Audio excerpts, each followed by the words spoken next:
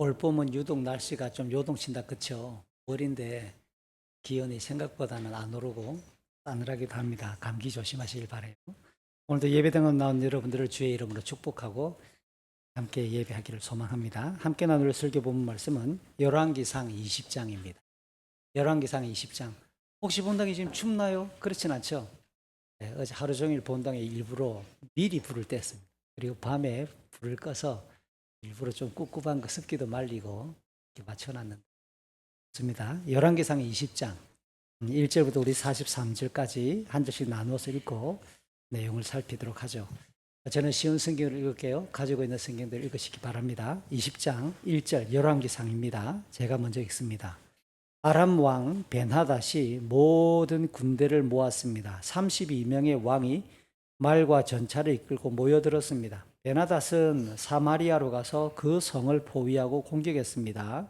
베나닷 왕이 성 안에 있는 이스라엘의 아합 왕에게 사자들을 보내어 말했습니다. 베나닷이 이렇게 말씀하셨다. 너의 은과 금도 내놓고 너의 아름다운 아내들과 자녀들도 내놓아라. 이스라엘의 아합 왕이 대답했습니다. 내 주 왕이시여, 왕의 말씀대로 하겠습니다. 나와 내가 가진 모든 것을 다 드리겠습니다. 그러자 사자들이 다시 아합에게 와서 말했습니다. 베나닷이 이렇게 말씀하셨다. 전에 내가 너에게 은과 금도 내놓고 너의 아내들과 자녀들도 내어놓으라고 말한 적이 있다. 내일 이맘때에 내 신하들을 보내 내 집과 내 신하들의 집을 뒤질 것이다. 마음에 드는 것이 있으면 다 가져갈 것이다. 아합이 온 나라의 장로들을 다 모아놓고 말했습니다. 베나닷이 우리를 괴롭히고 있어. 내 아내와 이 자녀 그리고 내 은과 금을 내놓으라고 사람을 보내왔는데 나는 거절하지 못했소. 그러자 장로들과 모든 백성이 말했습니다. 그의 말을 무시하고 들어주지 마십시오. 아합이 베나닷의 사자들에게 말했습니다. 내 주 왕에게 전하시오. 처음에 말씀하신 것은 들어줄 수 있지만 두 번째로 말씀하신 것은 들어줄 수 없소. 그러자 베나닷 왕의 사자들이 돌아가서 그 말을 전했습니다. 베나닷이 다시 아합에게 사람들을 보내어 말했습니다. 내가 내 군인들을 보내 사마리아를 완전히 멸망시켜 버리겠다. 내 군인들이 이 성에서 죄를 한 줌이라도 모을 수 있다면 신들이 나에게 무서운 벌을 내려도 좋다. 아합이 대답했습니다. 베나닷에게 전하여라. 아직 싸우고 있는 군인은 이미 이긴 것처럼 뽐내어서는 안 된다고 일러라. 그때 베나닷은 자기 장막에서 다른 왕들과 함께 술을 마시고 있었습니다. 아합에게서 돌아온 사자들이 전한 말을 들은 베나닷은 신하들에게 성을 공격할 준비를 하라고 명령했습니다. 그래서 모두들 싸울 준비를 갖추었습니다. 어떤 예언자가 이스라엘의 왕 아합에게 와서 말했습니다. 여호와께서 이렇게 말씀하셔서 저 큰 군대가 보이느냐? 내가 오늘 저 큰 군대를 너에게 넘겨주어 싸움에서 이기도록 해주겠다. 그러면 너는 내가 여호와인 줄을 알게 될 것이다. 아합이 말했습니다. 누구를 통해서 저들을 물리치실 것입니까? 예언자가 대답했습니다. 여호와께서 이렇게 말씀하셨소. 각 지역 장관들의 젊은 장교들이 그들을 물리칠 것이다. 왕이 다시 물었습니다. 누가 군대를 지휘합니까? 예언자가 대답했습니다. 왕이 지휘하십시오. 아합이 각 지역 장관들의 젊은 장교들을 모았습니다. 모아보니 모두 232명이었습니다. 그런 다음에 이스라엘 군대를 모아보니 모두 7,000명이었습니다. 그들은 낮 12시에 공격을 시작했습니다. 그때 베나닥과 그를 따르는 왕 32명은 장막 안에서 술에 취해 있었습니다. 각 지역 장관들의 젊은 장교들이 먼저 그들을 공격했습니다. 베나닷의 정찰병들은 군인들이 사마리아에서 나오고 있다고 왕에게 보고했습니다. 그러자 베나닷이 말했습니다. 싸우러 나오는 것이든지 협상을 하러 나오는 것이든지 저들을 무조건 잡아라. 각 지역 장관들의 젊은 장교들과 그들을 따르는 군대는 이미 성 바깥으로 나와 있었습니다. 이스라엘의 장교들은 적군을 닥치는 대로 죽였습니다. 아람 사람들은 도망쳤고 이스라엘 군인들은 그들을 뒤쫓았습니다. 아람 왕 베나닷은 기병들과 함께 말을 타고 도망쳤습니다. 이스라엘의 왕이 군대를 이끌고 나가서 말과 전차들을 공격하고 아람 군대를 크게 무찔렀습니다. 그 예언자가 이스라엘의 왕 아합에게 가서 말했습니다. 아람의 왕은 이듬해 봄에 다시 쳐들어올 것입니다. 그러므로 이제 돌아가시면 강한 군대를 만들어야 합니다. 적을 막을 계획을 세우셔야 합니다. 아람 왕의 장교들이 그들의 왕에게 말했습니다. 이스라엘의 신은 산의 신입니다. 우리가 산에서 싸웠기 때문에 이스라엘이 이긴 것입니다. 그러므로 그들과 싸우려면 평지에서 싸워야 합니다. 그러면 우리가 이길 것입니다. 32명의 왕들을 자리에서 쫓아내고 그들 자리에 지휘관들을 임명하십시오. 싸움에 져서 잃어버린 군대만큼 다시 군대를 모으십시오. 그리고 말과 전차도 그만큼 모으십시오. 우리는 이제 평지에서 싸울 것입니다. 그러면 반드시 이깁니다. 베나닷은 그들의 말을 좋게 여겨서 그대로 했습니다. 이듬해 봄에 베나닷이 아람 백성을 모았습니다. 그는 이스라엘과 싸우려고 아벡으로 갔습니다. 이스라엘 백성도 전쟁 준비를 하여 아람 사람들을 맞으러 나가서 그들 앞에 진을 쳤습니다. 이스라엘 군대는 적은 수의 두 염소떼처럼 보였으나 아람 군대는 온 땅을 덮었습니다. 하나님의 사람이 이스라엘 왕에게 와서 말했습니다. 여호와께서 이렇게 말씀하셨소. 아람 백성은 나 여호와가 산의 신이지 평지의 신이 아니라고 말하고 있다. 그러므로 내가 이 큰 군대를 너에게 넘겨주어 싸움에서 이기게 하겠다. 그러면 너희는 내가 여호와인 줄을 알게 될 것이다. 두 군대는 서로 마주보며 7일 동안 진을 치고 있었습니다. 7일째 되는 날에 싸움이 시작되었습니다. 이스라엘 군대가 하루 만에 아람 군인 10만 명을 죽였습니다. 나머지는 아벡성으로 도망쳤는데 그 성의 성벽이 그들 위에 무너져 내려서 2만 7천 명이 죽었습니다. 그때 베나닷은 그 성으로 도망쳐서 어떤 방 안에 숨었습니다. 베나닷의 신하들이 그에게 말했습니다. 이스라엘의 왕들은 자비롭다고 들었습니다. 베옷을 입어 우리의 슬픔을 나타내고 머리에 줄을 동여매어 항복의 표시를 보입시다. 그리고 나서 이스라엘의 왕에 갑시다. 왕이 우리를 살려줄지도 모릅니다. 신하들은 베옷을 입고 머리에 줄을 동여맸습니다. 그리고 이스라엘의 왕에게 가서 말했습니다. 왕의 종 베나닷이 제발 목숨만 살려달라고 말했습니다. 아합이 대답했습니다. 그가 아직 살아있느냐? 그는 내 형제다. 베나닷의 신하들은 아합의 말을 좋은 징조로 여겨 재빨리 그에게 대답했습니다. 그렇습니다. 베나닷은 왕의 형제입니다. 아합이 말했습니다. 베나닷을 데려오느라 베나닷이 오자 아합은 그를 자기 전차에 태웠습니다. 베나닷이 아합에게 말했습니다. 아합이여, 내 아버지가 왕의 아버지로부터 빼앗은 말들을 다 돌려드리겠습니다. 그리고 내 아버지가 사마리아에 상점들을 두었던 것 같이 왕도 다마스커스에 상점들을 만드십시오. 아합이 말했습니다. 그런 조건이라면 당신을 보내주겠소. 그리하여 두 왕은 평화 조약을 맺었습니다. 그런 다음에 아합은 베나닷을 풀어주었습니다. 예언자 가운데서 한 사람이 여호와의 명령을 받아 다른 예언자에게 자기를 때리라고 말했습니다. 그러나 그 예언자는 때리지 않았습니다. 첫 번째 예언자가 말했습니다. 당신은 여호와의 명령에 복종하지 않았소. 그러므로 당신이 나에게서 떠나가는 순간 사자가 당신을 죽일 것이요.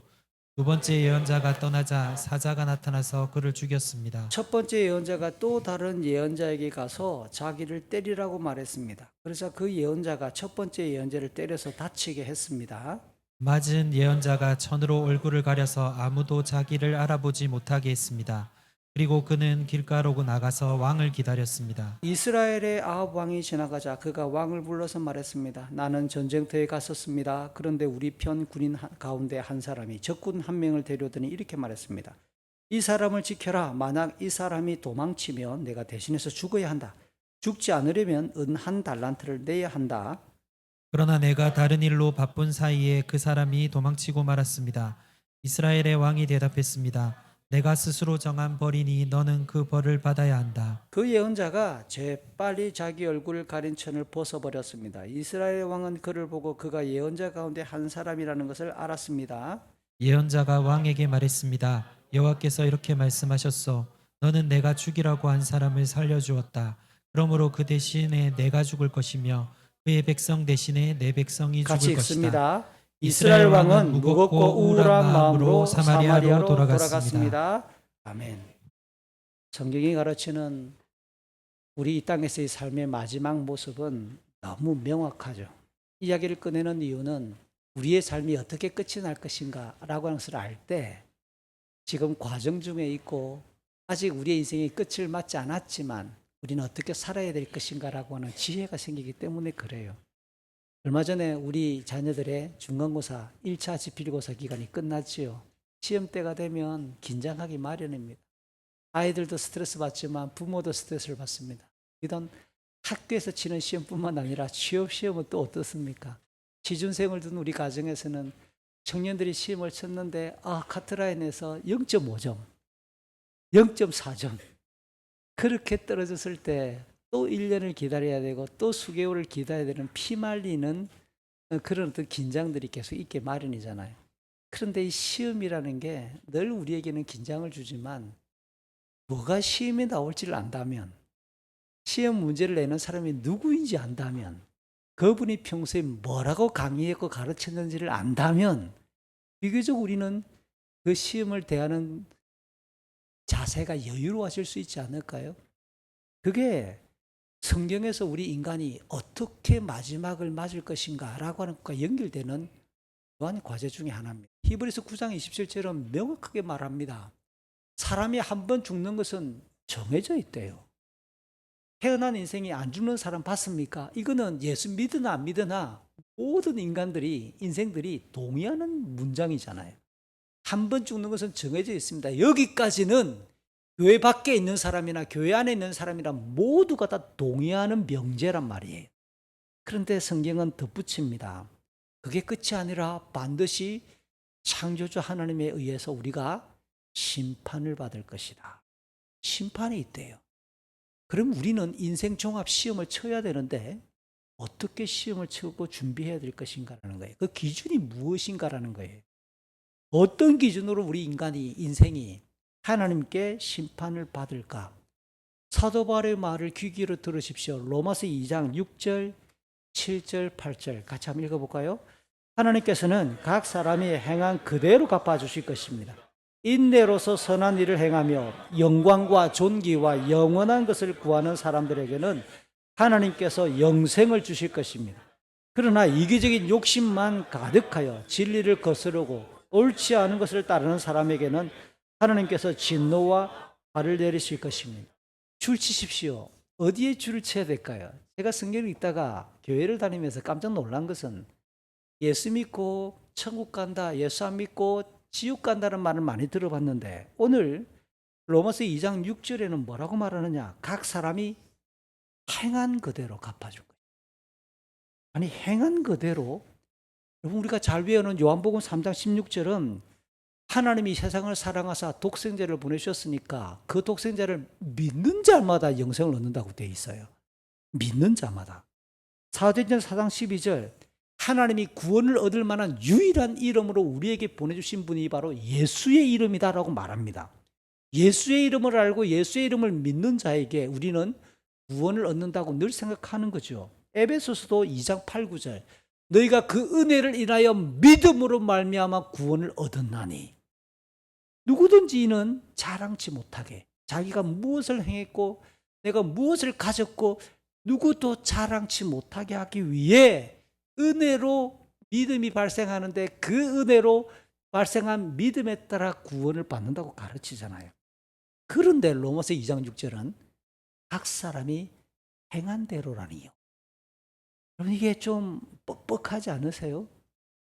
그러니까 여기서 우리는 고민이 생깁니다. 아니 우리가 알고 있는 믿음으로 구원을 얻는다는 것과 행한 그대로 하나님이 심판으로 갚아준다는 이 말이 기독교의 믿음과 행함이 충돌이 일어나는 것처럼 마치 이쪽에서는 믿음으로 구원을 얻는다 했다가 한쪽에서는 우리의 행동을 보고 하나님이 구원과 지옥으로 천국과 지옥으로 나뉘는 것처럼 설명하니까 이게 마치 다른 내용처럼 보인단 말이에요. 여기에 답이 있습니다. 믿음이 무엇인가를 물어야지요. 야고보서 2장 가면 17절과 20절과 26절에서 행동이 따르지 않는 믿음은 죽었다고 말하는 거예요. 행함에 따르지 않는 믿음은 아무 쓸모도 없다고 가르칩니다.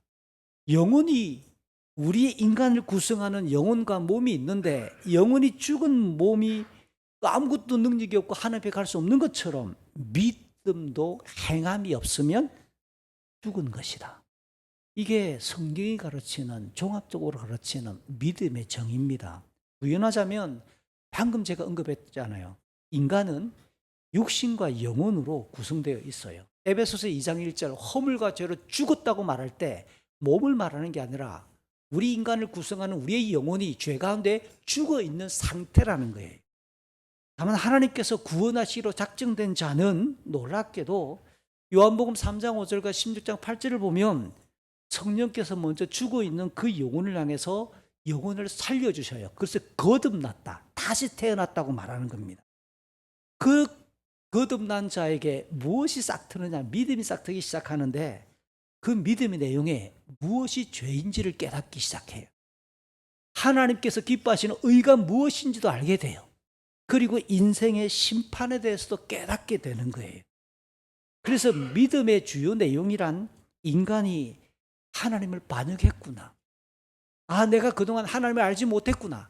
하나님과 예수를 믿지 않고 살았구나. 이게 죄구나라는 사실을 비로소 영혼이 거듭나야만, 성령이 우리에게 발현시켜 주시는 그 믿음이 있어야만 죄에 대한 개념이 새로워지는 거예요. 아, 교도소 안 가도, 내가 가게에 가가지고 물건을 훔치지 않았어도 예수 믿지 않은 것 자체가 죄라는 사실을, 창조주 하나님을 모르고 살아왔다는 것 사실 자체가 죄라는 사실을, 아담이 지었던 죄가 나와 상관이 없는 게 아니라 내가 하나님께 반역했구나는 고백이 비로소 나온다라는 거예요.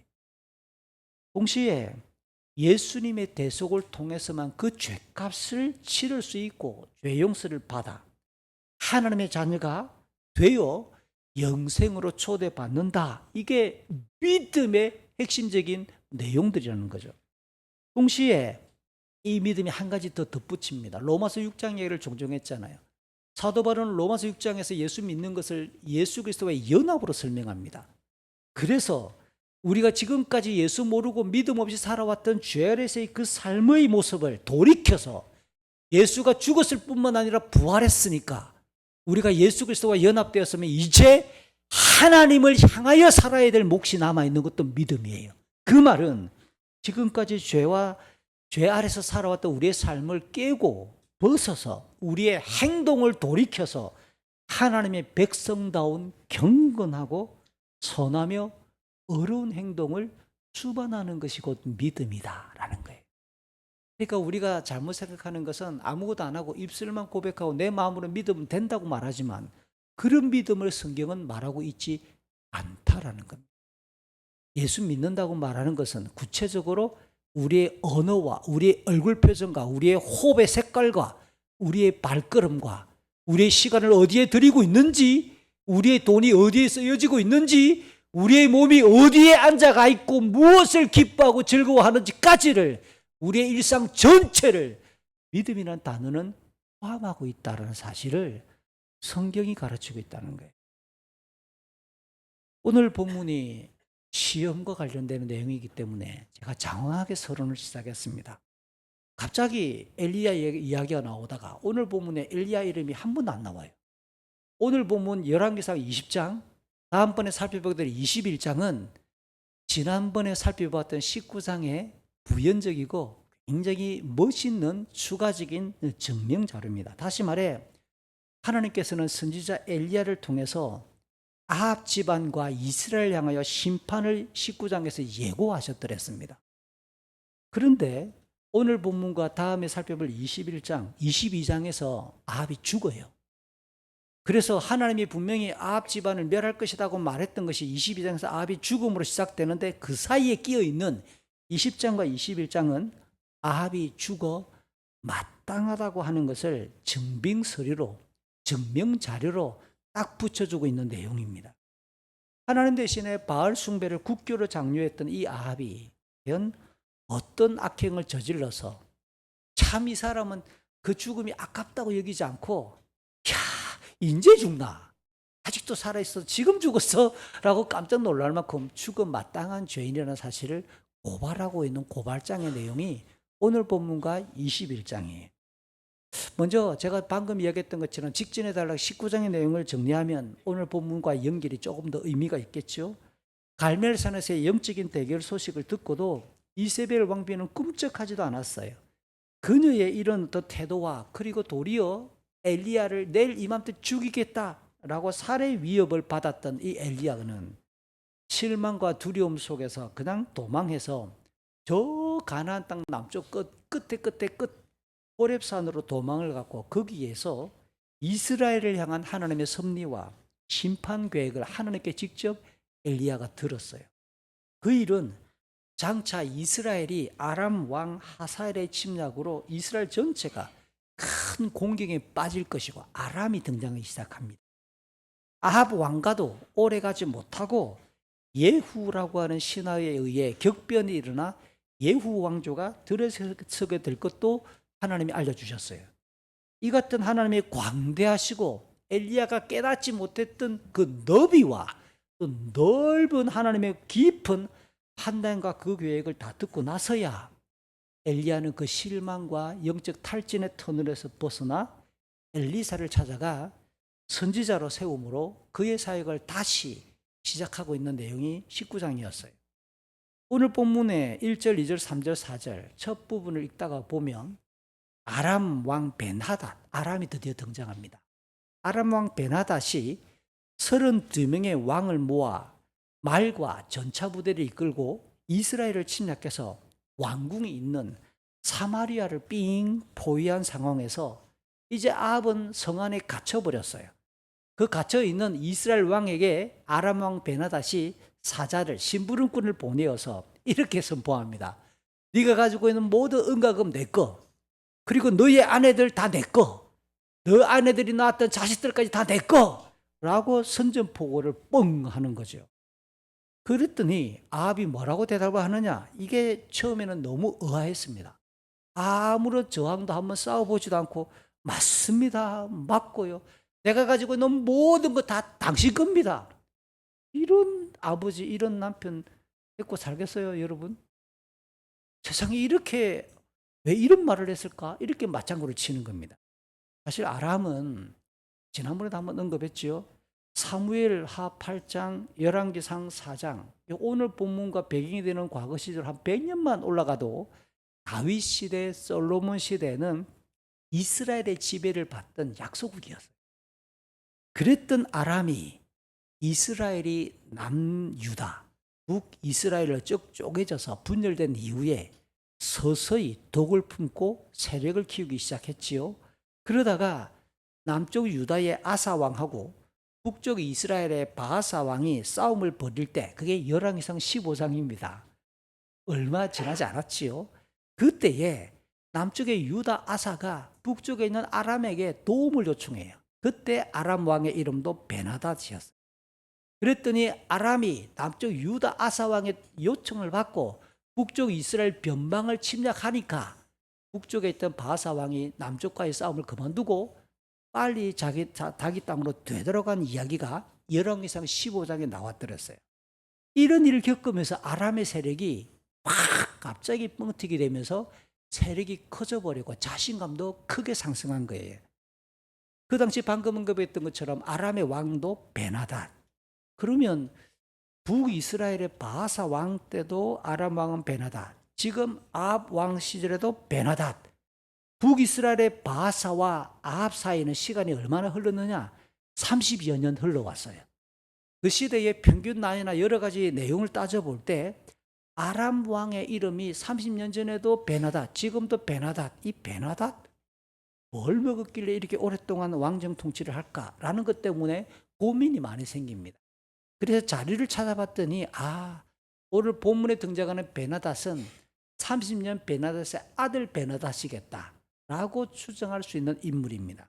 또 어떤 학자는 연구를 하다가 이집트의 왕을 왕이라고 안 부르고 뭐라고 부르죠? 왕의 호칭, 직명 이름, 파라오라고 부르잖아요. 그것처럼 베나닷이 여러 명이 등장합니다. 아람의 역사를 보니까 베나닷이라는 호칭이 생각보다 많아요. 이 베나닷도 아람 왕을 가리키는 직분의 호칭일 수 있겠다고 해석할 수도 있긴 합니다. 어쨌든 이 소소한 내용들은 그렇게 중요한 내용은 아닌 것 같은데, 아람의 세력이 얼마나 강력한지 오늘 보면 1절부터 다시 보니까 32명의 왕을 이끌고 와요. 촉국이든지 여러 주변의 나라들에 통치하고 있으니까 32개의 도시국가나 지역의 어떤 왕들을 통합시켜서 연대를 이루어서 내려왔든지, 아니면 이 32명을 지방 영주쯤으로 이해하면 훨씬 좋겠지요. 이만큼 강력한 세력을 구축하고 있는 거예요. 이스라엘을 침략했습니다. 일반적으로 침략자들이 그 당시 고대 세계에서 협상을 본격적으로 벌이기 전에 유리한 결과를 얻기 위해 먼저 과장이 섞여 있는 말을 가지고 먼저 강력한 요구를 선언하는 사례가 일반적이었어요. 그러니까 너희가 가지고 있는 은과금 전부 다 내 거야. 너희 이스라엘 땅의 모든 여인들 다 내 거야. 너희 가정의 모든 자녀들 다 내 거야. 내 종들이야. 이렇게 큰 소리를 뻥칩니다. 그러면 핵심이 어디에 있느냐? 제일 처음에 언급한 것을 요구하기 위해 협상에서 더 많은 삥을 뜯고 더 많은 세금을 뜯고 더 많은 조공을 요구하기 위해 더 많은 은과 금을 요구하기 위해 뒤에 무리야 것까지 요구하는 겁니다. 이런 내용도 있습니다. 네가 가지고 있는 은과 금 전부 내 거야. 그리고 네 뱃속에 있는 심장과 간, 위 다 내 거야. 이게 뭡니까? 그러면 그 사람이 진짜 심장하고 간을 이식받고 싶어서 그런 말하는 거 아니겠지요? 강력한 요구를 하는 겁니다. 강력한 요구를. 이런 식의 요구를 했으니까 기본적으로는 베나닷이 돈을 요구하러 왔겠다. 은과 금을 요구하러 왔겠다. 라고 큰 소리 친 것으로 기본적으로 일반적으로는 그렇게 이해하는 거예요. 그래서 아합의 반응이 다소 너무 무기력해 보이잖아요. 어쩌면 이세벨의 고향 자기 처가 쪽 시돈에 도움을 요청해도 될 만한 상황인데 그 도움을 요청할 새도 없이 급작스럽게 침략을 했기 때문에 너 이렇게 무기력하게 반응하나? 어쨌든 간에 베나닷이 원하는 대로 재물을 다 주겠다라고 하는 의도로 이 아합은 받아들였어. 그러니까 내가 가지고 있는 모든 것 당신 것입니다. 이 말은 당신이 요구하는 대로 얼마든지 은과 금을 물질을 다 주겠다라고 하는 뜻으로 이 아합이 1차 반응을 했다고 볼 수 있습니다. 그런데 뜻밖이에요. 5절부터 이어지는 본문 12절을 보니까 아람의 이 베나닷이 두 번째 사신들을 아합에게 보냅니다. 그 내용을 보니까 이스라엘을 농락하고 치욕스럽게 만드는데, 그러니까 그 말을 듣자마자 이 아람 왕, 이 이스라엘의 왕 아합은 장로들을 긴급 소집해서 의논한 뒤에 이 요구를 받아들일 수가 없다라고 해서 이제 실제 싸움이 벌어질 긴장감이 고조됩니다. 베나닷이 두 번째 사실을 보내가지고 요구한 것을 첫 번째 했던 말을 그대로 되엎는 거예요. 은과 금뿐만 아니라 너희들의 아내들과 아이들까지 다 내 거야. 내일 이맘때 내 신하들 종들 내 군대를 출동시켜서 너희 집 그리고 백성들의 집을 다 뒤져서 나오는 여자들 아이들 다 내가 다 데려가겠다 라는 식의 말을 실제로 해버린 겁니다. 이게 5절 6절이죠. 그러면 한번 생각을 해보세요. 베나닷이 왜 이스라엘의 여자들과 아이들까지 탐을 낼까요? 이뻐서? 인구가 모자라서? 32명의 왕들을 끌고 왔다잖아요.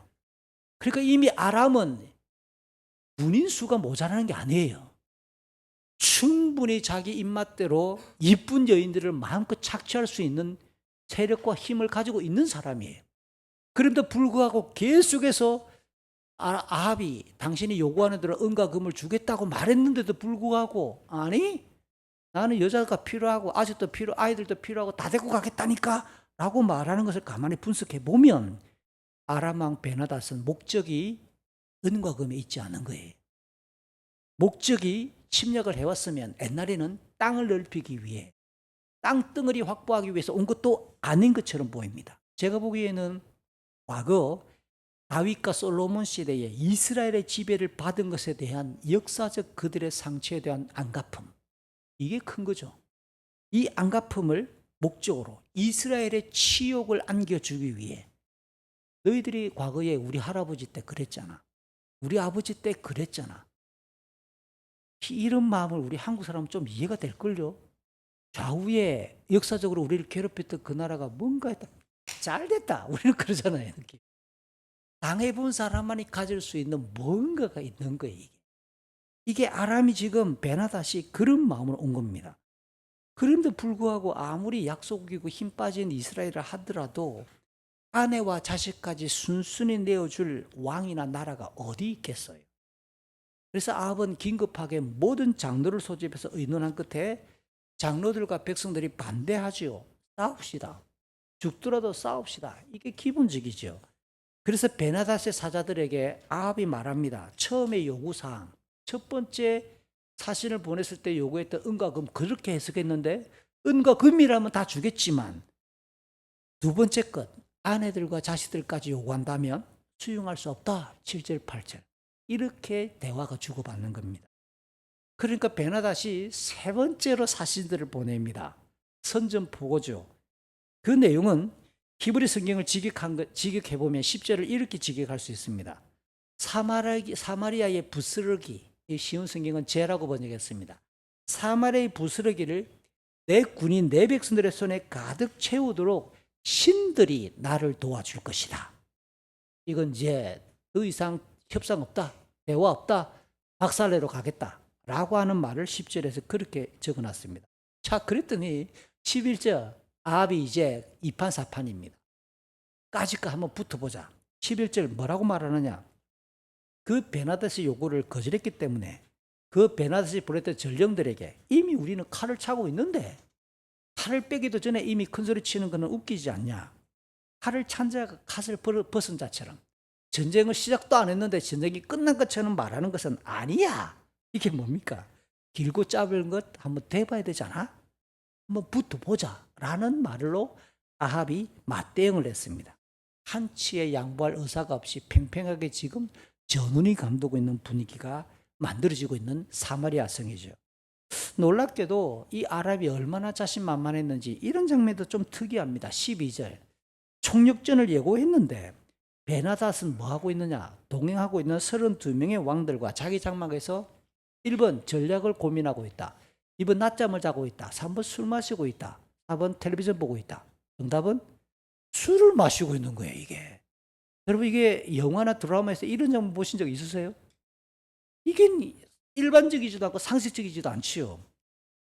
이게 아합에게서 돌아온 자들의 그 보고, 전령들이 그 보고를 들은 뒤에야, 야, 이제 싸움 준비해. 뭐 이 정도로 말할 뿐, 결과가 조금 뒤에 우리가 나오겠지만, 일반적인 상식에서 볼 때 전력면에서 아람이 아무리 월등하다 하더라도 지도자들의 이런 모습에서 보니까 이길 것 같지 않은 느낌이 듭니다. 점수를 주고 싶지 않지요. 이게 희한하게도 아람도 이렇게 마지막까지 영적인 긴장, 군사로서의 전쟁을 앞두고 있는 사람으로서의 이런 군기가 빠져 있는 이 모습은 좀 이상한 분위기입니다. 자, 이제 사마리아 성을 둘러싼 아람과 그 안에서 버티고 있는 북이스라엘의 싸움이 시작될 판이죠. 그런데 13절, 14절, 15절 긴급한 일이 벌어집니다. 하나님이 아합 왕에게 사람을 보내어서 이 싸움에 개입하시는 거예요.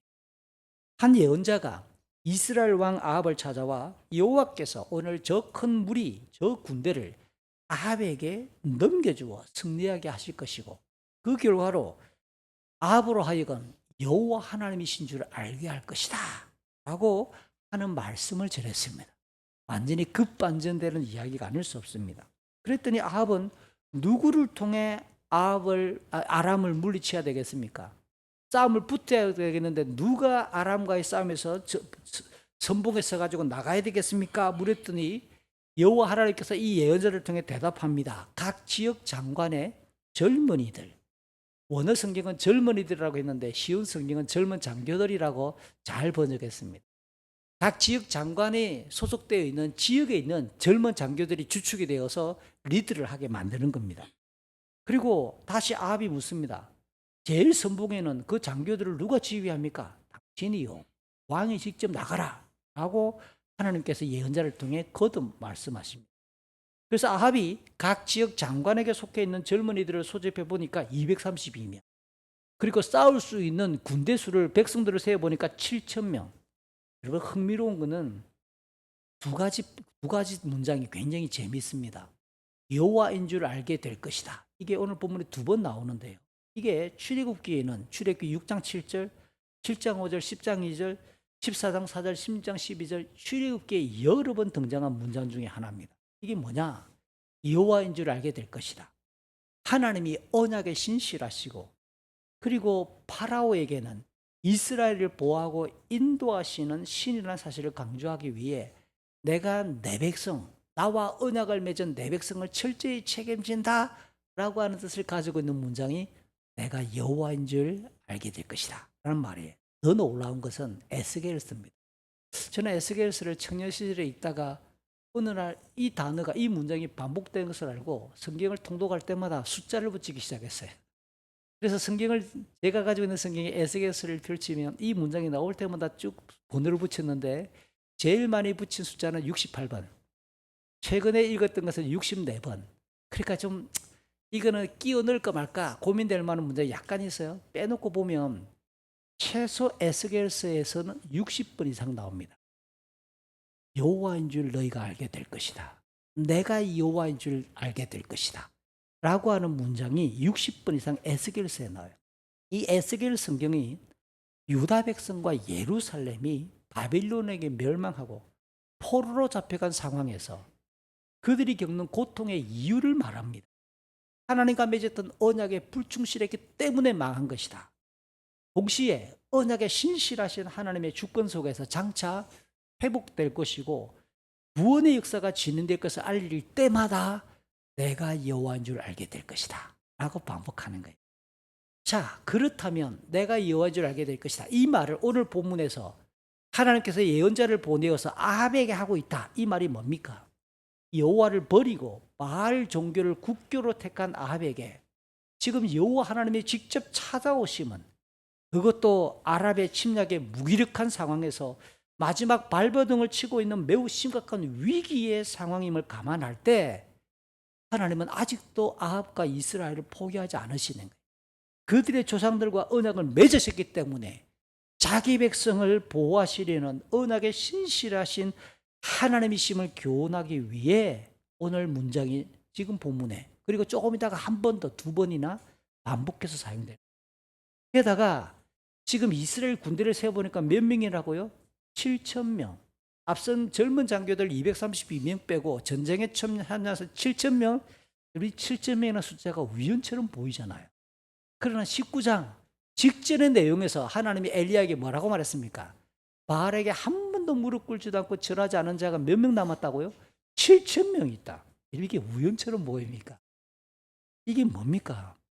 그러니까 하나님께서 여전히 자기 백성을 지키기 위해 기가 막히게 여러 가지 방법으로 자기 백성을 돌보시는 하나님의 인도하심을 지금 뚜렷하게 보여주고 있어요.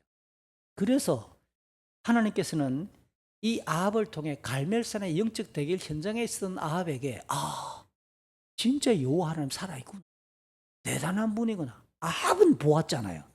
오늘 본문엔 두 번째 그 갈멜산 현장에 이어서 언약의 하나님 여호와께서 주권적으로 아합의 눈앞에서 하나님이 어떻게 역사하실 것인지를 보여주겠다. 두 번째 아합은 하나님을 만날 기회를 얻고 있다는 뜻입니다. 이어지는 16절부터 22절을 쭉 보니까 여호와 하나님의 말씀대로 아합과 이스라엘이 베나닷의 아람을 무찌르는 승리의 이야기가 나오지요. 예언자를 통해 여호와의 말씀을 들었던 아합은 준비된 전력으로 낮 12시 정오에 선제 공격을 감행합니다. 그때까지 베나닷은 장막에서 32명의 왕들과 술을 마시고 취해 있었다. 하나님의 개입이 아니다 하더라도 이거는 뭔가 이게 지금 장독에 물이 빠지고 있는 느낌이죠. 아람은 아무래도 이스라엘의 전역을 손아귀에 넣고 왕궁의 도시, 왕궁의 도성 사마리아만 포위한 상태다 보니까 아람이 긴장이 풀어졌다 하더라도 이건 너무하지 않아요. 이 장면은 베나닷의 정찰병이 사마리아 성에서 사람들이 막 나오는 것을 보고 베나닷 왕에게 말합니다. 사람들이 나옵니다. 그때 베나닷은 여전히 이런 말합니다. 항복하러 나오든지 하친을 착하러 나오든지 아니면 싸우러 나오든지 간에 무조건 붙잡으라 라고 지시합니다. 사태 파악이 안 되는 거죠. 17절 18절 결국 여호와의 말씀에 따라 각 지역의 젊은이들이 앞장섰고 그 뒤를 따르는 7,000명의 이스라엘 군대는 칼을 휘두르기 시작합니다. 사마리아 성에서 나왔고 적군을 만나는 대로 칼을 휘두르기 시작하니까 웬걸 아람 사람들이 쓰러지기 시작하고 그냥 도망하기 시작합니다. 베나닷도 말을 타고 기병들과 함께 술 취한 채로 달아났겠지요. 이렇게 여호와께 순종해서 이스라엘 왕이 군대를 이끌고 나가 아람의 말과 전차와 군대를 19절, 20절, 21절 크게 무찔렀다고 정리합니다. 그 승리 이후에 하나님께서는 예언자를 또 보내어서 아합에게 말합니다. 아람 왕이 가만히 있지 않습니다. 이번에 패배해서 끝난 것이 전부 다가 아닙니다. 해가 바뀌면 반드시 두 번째 침략으로 올 것이니까 더 강한 군대를 준비하고 전쟁 준비를 하라라고 22절에 덧붙여 주므로 뒷마무리까지 확실하게 하나님께서는 예언자를 통해 정리해 줍니다. 대개 가나안 땅에서 벌어지는 전쟁은 비가 10월 중순에 이른 비가 내리기 시작하면 마지막 늦은 비가 4월 중순쯤 내리고 4월 중순부터 10월 중순까지는 비가 한 방울도 안 내려요. 언제 전쟁하겠습니까? 온 땅이 질퍽거리는 우기 시절에 전쟁을 하겠습니까? 비가 안 내리는 건기 시절에 전쟁을 하겠습니까? 상식이죠. 게다가 가나안 땅은 6월, 5월 중순, 5월 말, 6월 들어가면서부터 그리고 이 7월, 8월, 9월 여름 때에는 한낮의 온도가 40도 이상 올라갑니다. 너무 더워서 움직이는 것조차가 힘들어집니다. 그러면 전쟁의 적기가 언제겠어요? 4월 중순, 5월, 6월 초까지. 이게 가나안 땅에서 전쟁이 벌어질 수 있는 기간이거든요. 그때에 하나님께서 다시 내년 이맘때에 전쟁을 하러 올 것이다 라고 일러주는 겁니다. 자, 이 마지막 그림을 가만히 떠올려 보세요. 하나님의 말씀을 들었던 엘리야가 선지자를 통해 앞장서서 나갔고 선발된 군인들과 장교들이 나가서 힘껏 싸웠더니 자기들보다 어마어마한 규모의 적군을 이기고 돌아왔다. 이게 신명기 이후에 하나님과 언약을 맺은 이스라엘이 자연스럽게 확인하고 누릴 수 있는 승리와 평강의 전형적인 모습이잖아요. 무엇보다 아합은 여호와 하나님이 이스라엘을 보호하시는 참된 능력자라는 사실을 이번 싸움을 통해서 직접 전쟁터에 나가 확인하고 직접 이겼으니까 하나님 말씀이 진실하다는 것을 인정해야 오를 만한 결론입니다. 그가 지금까지 추구했던 바알 숭배 정책을 당장 엎어야 되잖아요. 그런 바알이 아니라 여호와 하나님, 우리 조상들이 믿었던 하나님, 조상들과 언약을 맺었던 그 하나님, 엘리야가 말했던 그 하나님께로 전향해야 옳잖아요. 돌아서야 되잖아요. 이제부터 여호와 하나님이다 라고 선포해야 옳은 의미 있는 승리가 아합에게 일어났다는 거예요. 이렇게 아람과의 1차전을 승리한 이 아합은 어떤 모습을 보여줄까요? 오늘 본문이 가지고 있는 중요한 주제가 본문의 후반부입니다. 전반부는 이 아합으로 하여금 분위기 파악을 하라고 보여주는 그림이죠. 오늘 후반부의 그림을 보면 이제 납득이 될 겁니다. 오늘 이 본문이 왜 여기에 들어가 있는지. 23절부터 마지막 43절 후반부는 역시 아람이 2차 침략합니다. 또 하나님께서 하나님의 사람을 아합에게 보냅니다. 이적 같은 승리를 또 주십니다. 그런데 아합은 어떻게 반응할까? 그 관심을 가지고 본문을 읽어야 되겠지요. 자, 먼저 23절, 24절, 25절을 보니까 이스라엘에 대패했던 이 아람 내부의 평가의 장면이 생중계되고 있는 겁니다. 아람 왕의 신하들이 돌아가서 내부 전쟁에 패했던 우리가 이겨야 되는데 왜 졌을까? 내부 지금 회의 의논하는 모습입니다. 그랬더니 신하들이 갖가지 자료를 가져와 가지고 우리가 전쟁에 패배했던 원인을 결론을 딱 내립니다. 그게 뭐냐? 그러면서 세 가지 대안을 딱 제시하는데 결론, 이스라엘의 하나님 여호와는 산을 주관하는 산의 신이다. 산신이죠. 산신. 말 그대로 우리 한반도에 내려오는 오래된 전통 신화처럼 산신입니다. 이스라엘이 믿는 신은 산신. 우리가 싸웠던 사마리아가 언덕 위에 있으니까 산신이 보호하고 있었으니까 졌다. 그러면 산신이 꼼짝을 못하는 평지로 내려오면, 평지에서 싸우면 우리가 반드시 이길 것이다. 이게 그들이 내렸던 대책입니다. 첫 번째, 그러니까 뭐냐? 평지로 바꿔야 됩니다. 평지에서 싸워야 됩니다. 이게 첫 번째 대안입니다.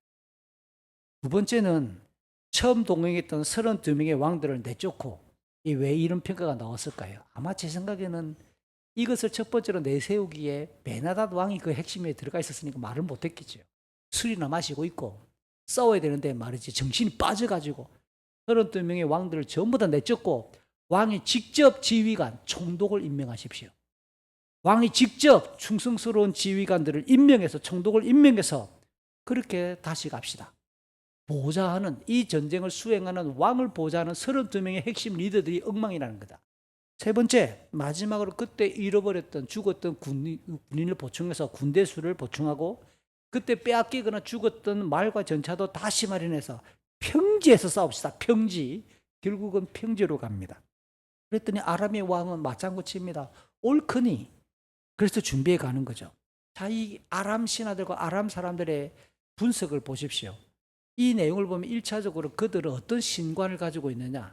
각 사람들이 믿고 있는 신이란 각자 그 사람 자기 백성들이나 지역의 특성들만 주관하는 신이고 그 지역을 벗어나고 다른 사람을 대할 때는 전혀 능력을 발휘할 수 없는 제한적인 힘, 그 다음 국지적인 능력을 가지고 있는 신에 불과하다. 이게 아람 사람들이 가지고 있는 신관인데 여호와 하나님을 그게 가둬버리는 겁니다. 그들의 눈에는 여호와 하나님이 우주 만물의 창조주가 아닌 거예요. 지금도 온 세상을 통치하는 선미자가 아닌 거죠. 심판자 아닌 거죠. 산에 거주하는 산신이죠. 산신. 산신에 불과한 겁니다. 이게 얼마나 어리석고 불경건하며 참 회개망측한 발언입니까? 또다시 그들이 이스라엘과 전쟁을 하면 군대를 정비하고 전력을 보강한다고 해도 하나님께서 자기를 이렇게 축소시키고 왜곡되이 평가하는 그들에게 하나님이 가만히 있으시겠어요? 하나님의 진도 속에서 그들은 처참하게 패배할 것이 명확하지 않은가 말이에요. 드디어 해가 바뀌었습니다. 26절 이하 30절까지 내용은 이 아람이 이스라엘 향해서 두 번째 침략 전쟁이 벌어지는 장면이에요. 또 하나님께서는 아까 보내주셨던 그 예언자의 말 22절처럼 아람의 베나다드 왕은 이스라엘을 또다시 침략해 왔고 아벡이라고 하는 아마 평지겠지요. 아벡이 진을 치는 겁니다. 구약 성경에는 이 아벡이라는 단어가 지명에 여러 군데 등장을 해요. 그래서 정확하게 오늘 본문의 아벡이 어디인지 알 수가 없으나 아람은 갈릴리 호수에서 한참 북쪽에 위치하고 있는 나라입니다. 북쪽에서 내려옵니다. 북쪽에서 내려오고 평지다라고 할 만한 곳, 싸움이 벌어질 만한 평지라고 할 때 지도를 딱 살펴보면 갈릴리 호수 오른쪽에 바산 평지가 있어요. 오늘날에는 골란 지역, 이게 시리아하고 분쟁 지역입니다. 이스라엘 국제 뉴스를 보면 이 골란 지역 종종 이렇게 나오는 그 바산 지역, 평지일 가능성이 높겠죠. 어쨌든 이스라엘도 그들을 맞이하기 위해 대항하기 위해 그곳으로 찾아가서 아벡에서 서로 마주보고 으르렁거리기를 일주일이 지나갑니다. 봤더니 26, 27절 아람은 그 땅에 가득한데 이스라엘은 반대쪽에 겨우 두 무리의 적은 염소떼처럼 조그마한 규모로 딱 버티고 있다. 자, 이게 누가 봐도 겉으로 볼 때 누가 이길 것 같습니까? 아람이 딱 승리한다는 게 맞다라고 지금 설명하고 있는 거잖아요. 하지만 이번에도 하나님께서는 두 번째 하나님의 사람을 이스라엘 왕 아합에게 보내는 거죠. 그래서 하는 말씀이 뭐냐? 아람 사람들이 여호와를 산의 신이 평지의 신이 아니라고 했다. 하나님 다 알고 계시는 거예요. 그래서 여호와께서 그들을 아합에게 넘겨주어서 승리하게 하실 것이다. 우리끼리 말로 지금 여호와 하나님 굉장히 자존심이 상한 겁니다. 나를 그 정도밖에 해석하지 못하고 있네, 얘네들이. 그래서 내가 이번에도 이기게 해줄게. 아합아, 내가 여호와인 줄 알게 될 것이야. 두 번째 28절에서 그와 같은 말씀을 합니다. 그러니 이번 싸움은 잘 보세요. 겉으로 볼 때는 아람하고 이스라엘의 싸움처럼 보이잖아요. 근데 하나님이 지금 이 28절 내용을 분석하면 아람의 대적은 누굽니까? 누가 아람하고 싸우겠다고요? 하나님이. 그러니까 실제로는 하나님이 직접 아람과 벌이는 거룩한 전쟁이에요. 하나님께서 자기를 무시하고 폄하한 아람을 심판하시는 하나님의 처벌, 이게 두 번째 싸움의 핵심이라는 거예요. 이스라엘과 아람은 서로를 바라보다가 6일 동안 대치하고 7일째 되는 날 맞붙었습니다. 이스라엘이 하루에 아람의 보병 군대 10만 명을 죽였어요. 나머지 아람 군대는 아벡 성 안으로 도망을 쳤고 도망치는 순간 아벡 성벽이 무너져가지고 도망치는 사람들 중에 2만 7천 명이 또 깔려 죽었어요. 베나닷은 그 성 안에 어느 골방 안에 29절 30절 숨었습니다. 현대식 첨단 무기, 수류탄도 없고 총도 없고 폭탄도 없고 전차도 없던 이런 전쟁에서 고대 세계에서 뭐 가지고 사람을 죽이죠? 창, 칼, 활, 돌멩이 던져서 이래 가지고 10만 명을 죽이는 일. 이거는 세계 전사에도 별로 찾아보기가 쉽지 않은 하루에 10만 명을 죽였다. 이게 이런 전쟁이 이게 평지에서 가능한가? 이게 실제로는 불가능할 만한 결과일 수 있습니다. 더불어 남은 자들이 도피한 성벽이 무너져서 그 성벽 돌에 깔려 죽은 자가 2만 7천 명? 이건 뭡니까? 하나님이 직접 싸우신 결과 아니고는 설명이 불가능한 해설입니다. 하나님을 얕잡아본 불신앙, 잘못된 신학에 대한 대가는 이토록 처참하고 혹독한 징벌이 임한다고 하는 가장 무서운 엄벌이잖아요. 호기롭게 이스라엘을 침략했다가 아벡성 안에 어느 골방 안에 숨어버린 베나단, 이번에는 어떤 국리를 짜낼까요? 31절 32절을 보니까 그의 신하들이 말합니다. 우리가 국가정보를 통해 얻어난 정보를 보니까 이스라엘 왕들은 자비롭다고 합디다. 그들은 굉장히 불쌍해질 줄 알고 인자해서 우리가 베옷을 입고 슬픔을 드러내고 머리에 줄을 동여매서 항복, 전쟁에 졌다고 하는 것을 선언하면서 찾아가서 생명을 구해보면 혹시 불쌍해가지고 우리 모습을 보고 그렇게 우리를 살려줄 수 있을지 모릅니다. 목숨만은 건집시다. 그래서 훗날을 도모해야 되지 않겠습니까? 이게 아람의 신하들이 베나들과 지금 하는 국리입니다. 그래서 그 신하들이 슬픈 베옷으로 구해가지고 바꿔 입고 줄을 머리에 묶어서 졌다. 우리가 싸움에 졌다라고 하는 것을 보입니다. 여러분 이거 머리가 어느 부분이겠어요? 머리에 어디에 줄을 묶어야 싸움에 졌다는 것을 금방 드러내겠습니까? 여기 이마박에다 줄을 묶으면 이거는 삼돌이 아닙니까? 삼돌이? 머리에 줄 묶고 나타나는 이런 글을 그래서 읽어볼 필요가 있습니다. 이게 머리라고 어디에 줄을 묶어야 졌다고 하면 금방 알아낼까요? 목이죠. 목에다가 동아줄을 묶고 가는 겁니다. 포로를 목에 줄 묶고 끌고 가잖아요. 이렇게 이 신하들이 그렇게 지금 퍼포먼스를 벌이는 거예요. 누더기 옷을 입고 옷을 찢은 상태의 베옷을 입고 목에다가 줄을 묶고 이거 왕이요 우리가 졌습니다. 이런 식으로 찾아왔을 거예요. 연기를 잘했겠지요. 연기 학원 출신들의 신하들만 골랐을 겁니다. 이렇게 발탁해가지고. 그러니까 그들이 언급한 이스라엘 왕들이 자비롭습니다. 이 단어가 한번 따라할까요? 헤세드. 이게 많이 구약에 나오는 단어입니다. 헤세드란 말은 기본적으로 언약, 계약 관계를 바탕으로 충실하다라는 뜻입니다. 구약에서 이 헤세드라는 단어가 하나님께서 이스라엘에게 베푸시는 인자하심, 오래 참으시고 변치 않으시는 사랑을 가리킬 때 헤세드라는 단어가 많이 나오잖아요. 그러니까 아람의 신하들은 베옷을 착용하고 목에다가 줄을 묶어서 패배와 항복을 선언하면서 이 헤세드라는 단어를 가지고 짐작해보면 뭘 가지고 가느냐? 협상의 여지가 있어요. 우리의 목숨만 살려주면 당신들의 종이 되겠다. 다시 이스라엘의 종이 될 테니까 왕이시여, 우리의 주인이시고 어른이시여, 그렇게 제안하면서 살고 봅시다. 일단 이라고 제안하는 거죠. 그랬더니 이 신하들, 아람의 신하들을 맞았던 아합의 반응입니다. 베나닷이 아직도 살아있어? 10만 명 속에 포함되어 있지 않고 아직도 살아있어? 그 다음 단어가 중요합니다. 당장 죽이겠다고 해야 되는데 아합은 뭐라고 말하느냐? 내 형제다. 보고 싶다. 어디 있나? 데리고 와라. 짜장면 먹자. 뭐 이런 겁니다. 이게 지금 아합이 이렇게 반응을 보입니다. 그러면 내가 죽이지 않겠다는 뜻이에요. 베나닷을. 그리고 너희들이 가지고 오는 그 제안 수용하겠다라고 하는 대답이죠. 아합의 이런 태도를 다시 냉철하게 보십시오. 여호와 하나님의 영광은 전혀 신경 쓰지 않아요. 눈앞에 드러난 승리에만 지금 도취해 있어요. 강한 전력의 적국이 고개를 숙이고 목에다가 동아줄을 메고 질질 끌려와서 살려달라고 애원하니까 허영심과 마치 자기가 잘나서 이긴 것처럼 자기 기만에 속아서 그들이 여호와를 산지의 신으로만 여겼던 산신으로 폄하시켰던 그 불경함을 잊어버린 거예요. 이번 승리는 아람이 여호와를 참남하게 여긴 것에 대해서 하나님이 직접 그들을 심판하신 싸움, 전쟁이라고 하는 사실을 전혀 알지 못하고 자기 힘으로 우리의 전력으로 이겼다라는 착각이 이런 착각 때문에 자기 잘난 체하고 있는 장면입니다. 그러니까 아합의 중심에는 여호와를 인정하거나 여호와 하나님을 향한 경외하는 마음이 경건이 전혀 없어요.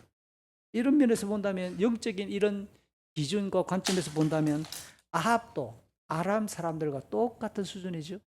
나을 바가 없다는 뜻입니다. 자연스럽게 33절과 34절은 아람의 신하들이 아합에게 베나닷은 왕의 형제라고 아부하죠. 그 눈치를 금방 신하들 읽었습니다. 아부하고 분위기를 맞추자 아합이 베나닷을 데려오라. 그래서 베나닷이 등장했더니 곧바로 아합이 왕이 타고 있는 자기 전차, 왕의 전차에다 베나닷을 태워서 예우합니다. 죽을 것이라고 예상했던 베나닷과 아람은 지금까지 그래 본 적이 없거든요. 다음에 적국의 왕들을 바로 죽여버리거든요. 이게 기본인데 자기도 그렇게 죽을 것이라 예상했다가 이렇게 예우하니까 베나닷이 깜짝 놀랐겠어요. 아합에게 뭐라고 제안하느냐? 자기 부친 베나닷의 부친이 아합의 부친 오므리 왕이었죠. 당신의 부친에게 빼앗았던 이스라엘의 마을들을 모두 돌려줄 것입니다. 오, 얼마나 이게 대단한 제안입니까? 게다가 이 베나닷의 부친이 사마리아의 상점들을 두었듯이 이 그림이 이해가 됩니까? 강력하게 이긴 왕이 어떤 싸움에서 패배했던 그 나라의 핵심 도시에 이 명동거리를 조성하는데 그 나라의 승리한 왕이나 나라의 이름을 따가지고 상점을 해놓고 직접 무역을 가져와서 이렇게 면세점을 연다 이 말입니다. 이렇게 제안 열었듯이 다마스커스에 아람의 수도 다마스커스에도 거리를 조성하겠다. 그 거리의 이름은 보나마나 아부하죠. 아합 거리, 아니면 사마리아 거리, 이스라엘 거리, 기타 등등 거리를 조성해서 물건을 직접 매매하도록 하겠다고 제안합니다. 베나닷은 아합과 이스라엘을 치켜 세웁니다. 그 아합과 이스라엘이 과거에 아람에게 당했던 그 상처를 보듬고 현재의 이익까지 창출해주며 정치적인 역도 회복, 경제적인 상점 거리를 조성, 이걸 보장을 담은 매력적인 조건으로 지금 평화조약을 요청하고 있는, 이미 허영심과 자기 기만에 젖어 있는 아합은 그 제안을 거절할 리가 없지요. 당연히 둘 사이에 평화조약은 체결되고 베나닷은 풀어줍니다. 이로써 이 아합은 언약의 하나님 여호와의 뜻을 무시했고 여호와의 심판을 자기가 막아서는 불경죄의 죄악을 범하는 장면입니다. 이제 마지막 장면이 굉장히 재미있는데요. 35절부터 43절 마지막 단락을 볼까요? 아합을 향한 하나님의 심판 선언입니다.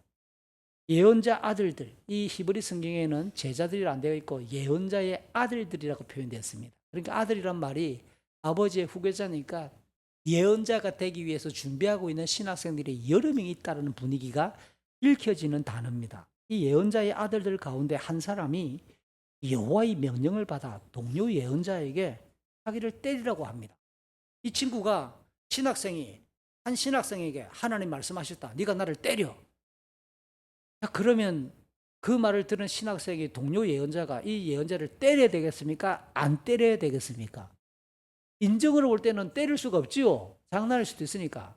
그런데 지금 상황을 보세요. 오늘 본문 전문맥을 봐라고요. 아합이 이렇고 지금 이스라엘의 엉망진창의 상황에서, 엄중한 상황에서 하나님의 말씀이 맞다고 말하면 아무리 이게 마음이 깨름지게도 하나님의 말씀에 대해서 순종해야 되는 게 옳은 거겠죠. 근데 이 첫 번째 제안을 받았던 예언자가 동료를 때리지 않습니다. 그랬더니 하는 말이 뭐냐? 너 하나님의 말씀을 거절하는 거야. 사자가 나타나 너를 죽일 거야. 그랬더니 이 예언자에게 진짜 길거리에서 사자가 나타나 거절했던 예언자를 죽여버립니다. 35절 36절. 너무 황당하지 않아요? 하나님이 이거 너무 합니다. 그래도 세상에 죽은 사람은 뭐 잘못했다고 너무 급진적으로 하나님이 이러쿵저러쿵 우리는 해설을 갖다 붙일 수 있을 만큼 그렇습니다. 그런데 13장에서 비슷한 사례가 나타났었어요. 여로보암 시대죠. 하나님이 남쪽의 예언자를 북쪽의 여로보암 왕에게 보내어서 예언을 전하고 먹지도 말고 머무르지도 말고 마시지도 말고 빨리 돌아와라라고 했잖아요. 예언자 한 명이 돌아갔다가 그렇게 해놓고 돌아오다가 베델의 한 선지자가 거짓말로 하나님이 나한테 네 먹이라고 했단다. 그랬더니 그냥 그 집에 가서 먹다가 하나님의 사자가 나타나 길거리에서 그 사람을 죽였잖아요. 그 일과 똑같은 상황입니다. 그러니까 이게 뭡니까? 여호와의 말씀을 전하는 예언자는 온전히 집중하고 철저히 순종해야 된다고 하는 것을 1차적으로 담고 있어요. 하나님의 말씀을 받은 자는, 하나님께 부르심을 받은 자는 누가 어떠하든지 간에 자기 양심으로 하나님의 말씀을 받았다 그러면 그 길을 가야 되는 거예요. 그게 눈앞에 어떤 길이 펼쳐질지라도 하나님의 부르심 앞에 인생의 주관자 되시는 그 하나님의 부르심을 거절할 수 있는 일이 없다라는 거예요. 그런데 오늘 그것을 잘 모르고 그냥 좀 약간 쉽게 생각했던 예언자는 그렇게 죽음을 당한 거예요. 또 하나, 하나님께서 이 특이한 행위를 지시한 그만큼 아합의 죄가 심각하고 지금 긴장스럽다는 것을 또 보여주는 상황이 아닐 수 없는 거예요. 자, 이제 하나님의 말씀을 받았던 그 예언자가 또 다른 동료 예언자를 찾아가 때리라고 요청합니다. 그랬더니 그 예언자는 이 말했던 사람을 상처가 발생을 했습니다. 얼굴에 상처가 발생했습니다. 여러분에게 한 번 더 질문할게요. 기본적으로 한 몇 대를 집어갔는데 어디를 맞아야 제일 상처가 빨리 표가 날까요? 심하게 입술, 코, 눈 그래 갑니다. 그렇죠? 그래 갑니다. 그렇게 이제 상처가 발생을 했습니다. 깊은 상처가 누가 봐도 상처받은 게 표가 납니다. 자, 그런 상황에서 이 맞은 자는 빨리 천으로 얼굴을 가렸어요. 힌트가 나오는 게 쉬운 성경은 얼굴에 천을 뒤집어 썼다고 되어 있는데 이게 히브리 성경 원을 보니까 눈을 가렸대요. 이 눈을 가렸으니까 눈티가 밤티가 된 겁니다. 완전히 이게 눈 주변이 찢어지고 눈티가 시퍼렇게 멍들만큼 완전히 세게 맞은 겁니다. 그렇게 해서 길가에 기다렸다가 왕이 지나가기를 기다립니다. 왕이 지나갑니다. 그랬더니 왕을 향해서 소리칩니다. 제가 전쟁에 참여했습니다. 조금 전 전쟁에 누군가가 포로 한 명을 데리고 왔습니다. 저보고 지키라고 했습니다. 만약에 포로를 놓친다면 너보고 내가 대신 포로 생명을 해서 내가 대신 죽어야 된답니다. 그게 아니라면 그 포로 값으로 은 한 달란트를 내야 된다고 했습니다. 그런데 제가 이런저런 일을 잠시 하다가 딴짓을 하다 보니까 제가 놀았던 게 아니고 막 이런저런 일을 했는데요. 그 포로가 사라졌습니다. 왕이시여. 이렇게 지금 하소연합니다. 지금 안 죽었으니까, 살아있으니까 한마디로 한 달란트를 내야 된다는 말이기도 하겠지요. 왕이여, 내가 전쟁에 참여해가지고 왜 상처까지 이렇게 냈을까요? 군인 전쟁터에 나가 다치면서까지 내가 열심히 싸웠다는 것을 증명하기 위해 이 상처를 받은 거죠. 이렇게 쭉 했습니다. 그렇게 말을 쭉 했는데 왕이 그 내막을 듣자마자 40절 끝에서 야, 네가 그것을 동료가 주고받은 이야기고 네가 참여한 그 계약이니까 계약대로 너는 해야지 뭐 어쩔 수 없다. 왕이 이렇게 판결을 하는 겁니다. 은 한 달란트가 3,000세겔인데요. 율법에 의하면 출애굽기 21장 32절 노예 한 사람의 몸값이 30세겔입니다. 3,000세겔을 30으로 나누면 100이죠. 100. 노예 100명의 몸값이에요. 이게 작은 돈이 아닙니다. 그러니까 이 어마어마한 큰 돈을 자기가 지불할 능력이 없다라고 하는 하소연이기도 하겠지요. 자, 이 이야기를 꺼내면서 효과가 뭐냐? 조금 전에 끝난 싸움의 배경이고 싸움을 복귀하라는 뜻입니다. 왕에게 말해줬으니까. 아합으로 하여금 그 싸움을 돌아보게 하면서 베나닷을 당신이 풀어준 것이 얼마나 심각한 죄악인지를 깨닫게 하기 위한 그 이야기라고 하는 것이 암시되어 있는 내용이죠. 곧장 예언자가 가리고 있던 천을 딱 벗으니까 아합 왕은 금방 알아봅니다. 아, 예언자구나. 예언자 중에 한 명이구나. 알아보았어요. 그랬더니 이 예언자가 왕에게 말합니다. 여호와께서 멸하기로 작정한 자를 당신이 살려주었다. 왕이 그 대신 죽어야 되고 왕의 백성들이 바로 그 사람의 백성을 대신하게 될 것입니다. 라고 선언합니다. 하나님께서 아람과의 2차 싸움을 앞두고 예언자를 아합에게 보내어서 하나님을 산신으로 격화시킨 폄하한 그 대적들을 넘겨주어서 아합에게 여호와이심을 알게 할 것이다 라고 전했던 그 28절의 말씀을 아합이 너무 가볍게 여긴 거 아니에요. 하나님의 말씀을 가볍게 여긴 거 아닙니까? 베나닷을 살려주었고 하나님이 겪었던 그 치욕, 하나님이 빼앗긴 그 찬란한 영광보다 자기 이름을 더 중하게 여기는 이 허영과 자기 기만에 대한 하나님의 판결이 아닐 수가 없는 거예요. 그 말을 들은 아합은 마음이 상했고 오늘 쉬운 성경과 개역 성경, 우리 한글 성경은 비교적 너무 이것을 좀 가볍게 번역했습니다. 쉬운 성경은 무겁고 우울한 마음으로, 개역 성경은 좀 더 가벼워요. 그러나 히브리 성경 원어를 읽어보면 화를 냅니다. 아합이 화를 내고 그 다음 짜증을 내면서 자기 마음이 상했다고 번역해요.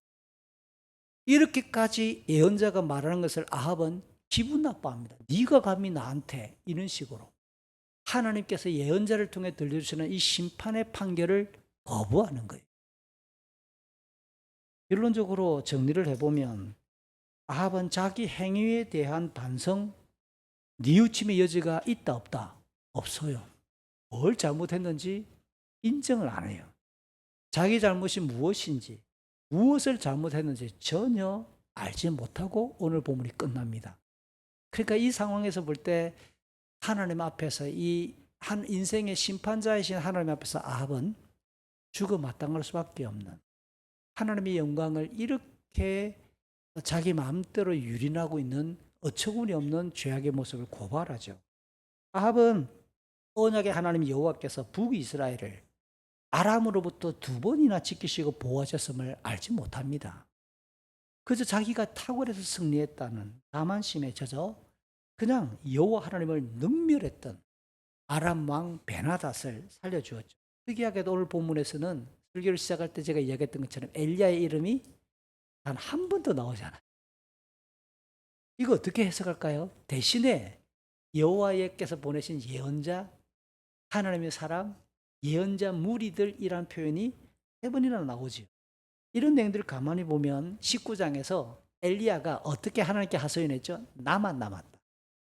하나님 내 죽으면 이스라엘 끝납니다. 막 이런 식의 이야기를 했던 것을 가만히 기억해 본다면 하나님이 무명의 예언자, 예언자의 무리가 등장해서 엘리야가 혼자 남았다고 조급해하고 두려워했던 그 엘리야를 다독이고 교훈하는 느낌이 들지 않으세요? 분명 엘리야가 위대한 선지자가 분명하지만 그도 부르심을 받아 한 인생일 뿐이에요.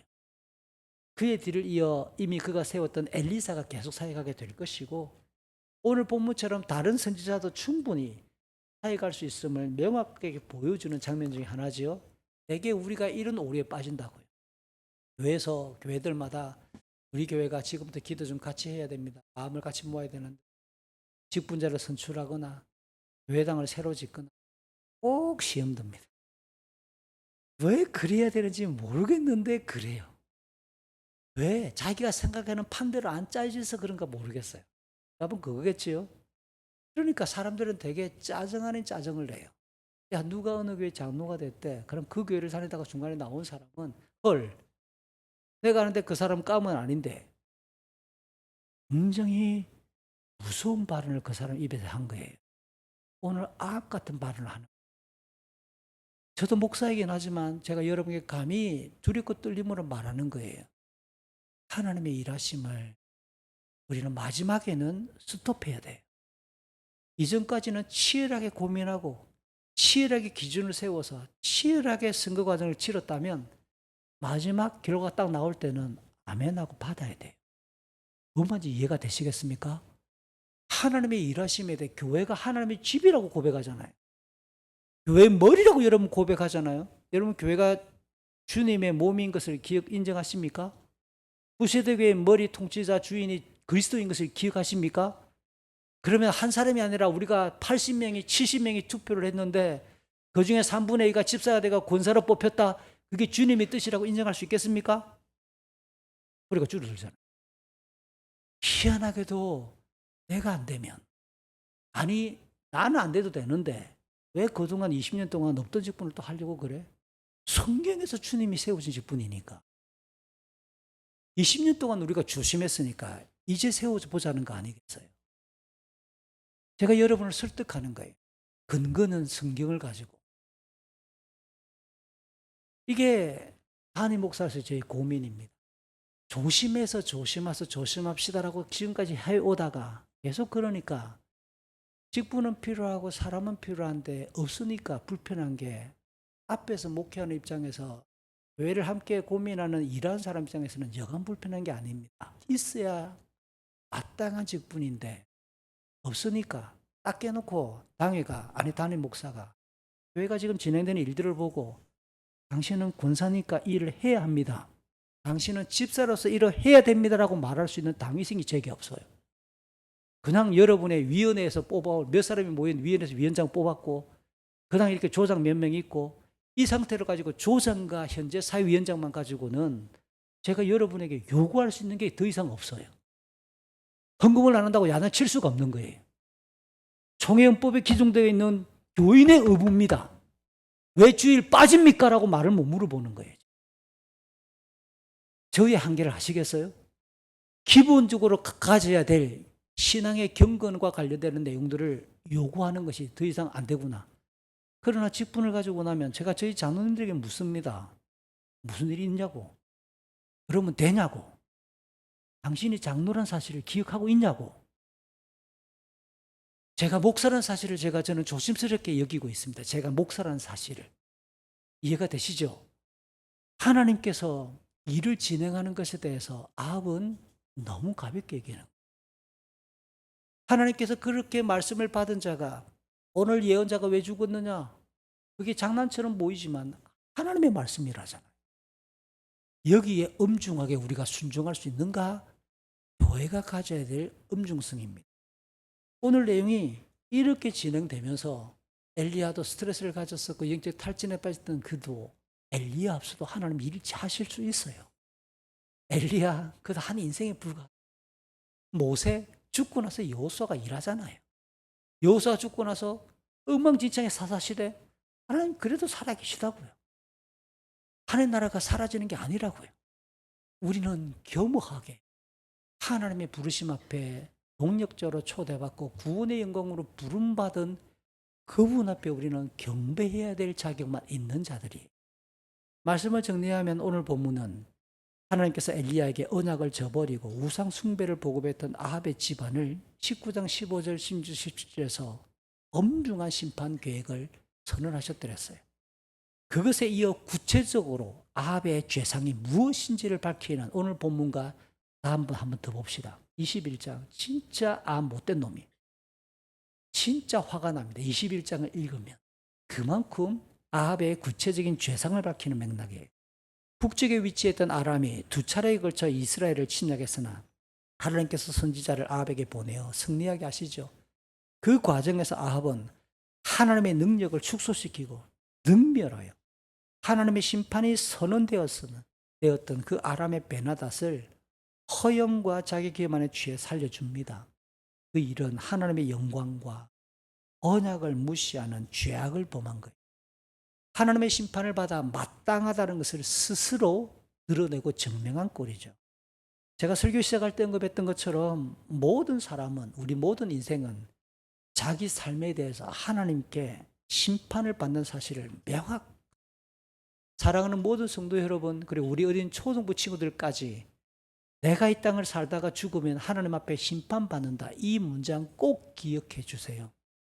성부 하나님께서는 인생을 향한 그 심판을 예수 그리스도에게 위임하시고 맡기셨습니다. 그래서 마태복음 25장 31절 32절 그리고 46절은 예수님의 말씀입니다.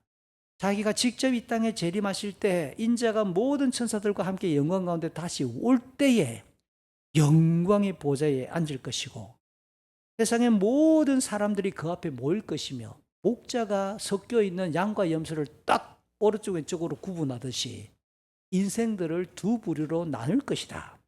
인자가 예수 그리스도가 심판할 것을 말합니다. 그 결과는 영원한 형벌이요 또 한쪽은 영원한 생명이다라고 영원까지 이어지는 결과가 그리스도의 최후 심판으로 정해질 겁니다. 그러면 다시 사도 바울은 디모데후서 4장 7절과 8절에서 이렇게 고백합니다. 영적 싸움을 선하게 감당했다고. 자기가 부르심을 받았던 그 길을 열심히 달렸다고. 마지막 믿음을 지켰다고. 그 내용이 뭐냐? 영적인 싸움을 선하게 감당한 것과 부르심을 받아 자기 사역을 열심히 감당하는 일과 믿음을 지킨 것이 따로따로가 아니라 이게 같은 내용을 3번 반복한 표현이에요.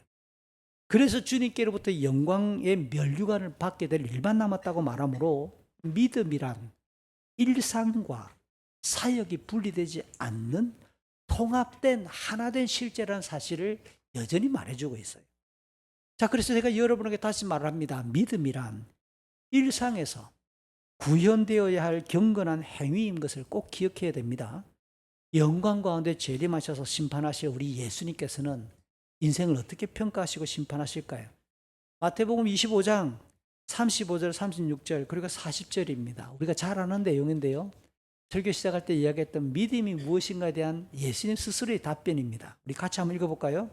내가 배가 고플 때 너희는 내게 먹을 것을 주었고 내가 목마를 때 너희는 마실 것을 주었다. 내가 나그네로 있을 때 너희는 나를 초대해 주었다. 내가 헐벗을 때 너희는 내게 옷을 입혀 주었다. 내가 아플 때 너희는 나를 돌보아 주었다. 내가 감옥에 있을 때 너희는 나를 찾아주었다.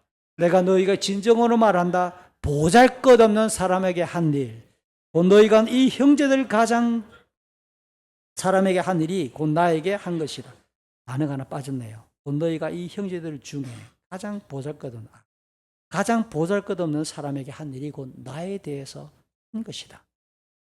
이 말을 엄중하게 들어야 합니다.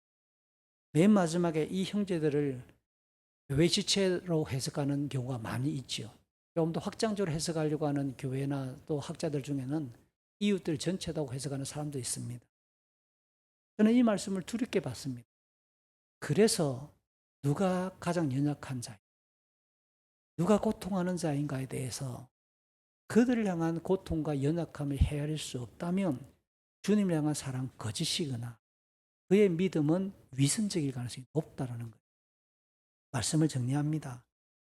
인생의 심판주로 오실 그리스도께서는 누가복음 9장 23절에서 매일 날마다 순서가 중요합니다. 자기를 부정하라. 자기 십자가를 지라. 주님을 따르라. 저는 이게 디모데서 4장 7절 8절 바울이 말한 거하고 저는 거의 같다고 봐요. 선한 싸움을 싸웠다. 달려갈 길은 자기 십자가겠죠. 믿음을 지켰다. 주님을 따른 거겠죠. 그다음 자기를 부정하고 자기를 부정하는 게 영적인 싸움입니다. 매일 치열하게. 조이라고 하는 선교회가 있는데요. 이 조이 선교회의 표가 그렇습니다. JOY. 이걸 기쁨으로 번역할 수 있는데 풀면요. 그들은 그렇게 자기들을 선전합니다. 인생은 first Jesus. 모든 예수 믿는 사람은 첫 번째 자리에 예수 그리스도의 영광을 두어야 되고 second others. 다음으로 우리의 이웃들을 다른 지체들을 둘 수 있어야 되고 마지막 you for you. 자기 자신을 맨 마지막에 낮은 자리에 배치시켜야 한다. 저는 이게 오늘 성경이 가르치는 믿음이 무엇인가라고 말할 때 주님 앞에서 구원의 복락을 누리는 joyful life가 뭐냐? 예수 그리스도의 영광을 가장 내 인생의 최고의 자리로 높이고 있는가? 그 다음 같이 신앙생활하는 우리 교우들, 지체들과 이웃들을 향하여 두 번째 자리가 있는가? 마지막 자리에 자기를 둘 수 있는가? 여기다가 원고에는 없는데요. 제가 한 가지 적고 싶었지만 빼놓은 문장이 있습니다. 죄는 어디에 있을까요? 죄는 몇 번째 자리에 들어가 있을까요? 이게 여러분이 후세대 교회 교인으로서 가지고 있는 교회에 대한 애정의 표현의 농도입니다.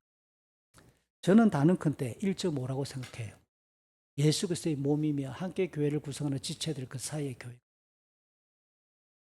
우리 교회가 저는 여러분에게 감히 말합니다. 올해로 22년 차에 함께 동력하고 걸어오고 주의 몸 된 교회 몸을 이루고 있는데 우리 교회가 여러분 앞에 어떤 의미인가를 다시 되묻습니다. 여러분이 주일마다 찾아와 예배하는 이곳에서 함께 주의 몸 된 교회를 이루어서 사역하는 이 모든 일들이 나의 경건과 이 땅 위에 하나님 나라가 이루어지는 일에 어느 정도의 가치가 있는가에 대해 여러분의 인생에서 어느 정도의 우선순위가 있는가에 대해서 제가 질문하는 거예요.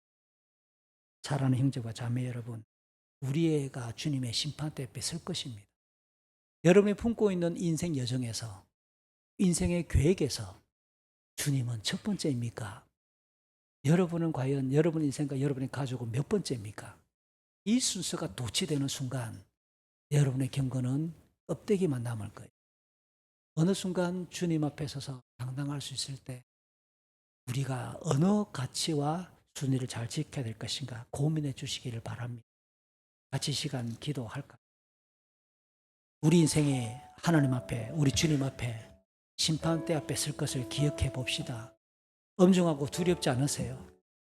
주님이 우리의 삶을 보면서 뭐라고 말씀하실까? 지금 우리의 삶을, 지난 한 주간의 삶을 보면 뭐라고 평가하실 것 같습니까? 또 한 주간 살아갈 때 우리는 어떤 기준으로 살아가야 옳겠습니까? 주님, 우리에게 믿음을 주십시오. 우리에게 힘을 주십시오. 성령 하나님, 우리를 도와주십시오. 한번 이 시간 같이 기도하겠습니다. 사랑하는 아버지 하나님, 고맙습니다. 우리의 걸음걸음들 인도해 주시고 하나님의 은총 안에서 우리의 걸음들이 이어지기를 소망합니다. 주님, 우리를 도와주셔서 우리의 삶을 평가하시고 심판하실 주님 앞에 부끄럽지 아니하도록 아버지의 말씀이 날마다 우리 삶에, 우리 생각의 기준이 되게 해주시고 우리의 감정을 정리시키는 판단의 기준이 되게 해주시고 우리의 의지와 우리의 삶의 걸음에 하나님이여 목표가 되게 해주시옵소서. 아버지, 우리가 주의 말씀을 들었사오니 그 말씀을 가볍게 흘리지 않도록 도와주시고 엄중하게, 무겁게, 두렵게 들을 수 있도록 도와주옵소서. 주님, 그 주님의 영광을 위하여 우리가 걸어갈 수 있도록 도와주시고 우리가 둘러선 우리의 이웃들과 지체들을 돌아보며 저들을 격려할 수 있는 힘을 다하시며 아버지의 뜻을 집행해 갈 수 있도록 아버지 은총을 베풀어 주시옵소서. 하나님, 아버지의 나라와 그의 의를 가장 우선적으로 구할 수 있는 우리의 걸음이 되게 하시고 사랑하는 우리 믿음의 지체들의 형편과 이 땅에 고통하는 우리의 이웃들을 바라보며 동일한 긍휼의 마음을 품도록 도와주시옵소서. 우리의 삶이 주님의 심판 앞에 뺏을 것을 기억하며 바울처럼 영광의 면류관을 소망하도록 믿음의 선한 양심으로 우리를 도와주시옵소서. 우리 주 예수 그리스도의 이름으로 기도합니다. 아멘.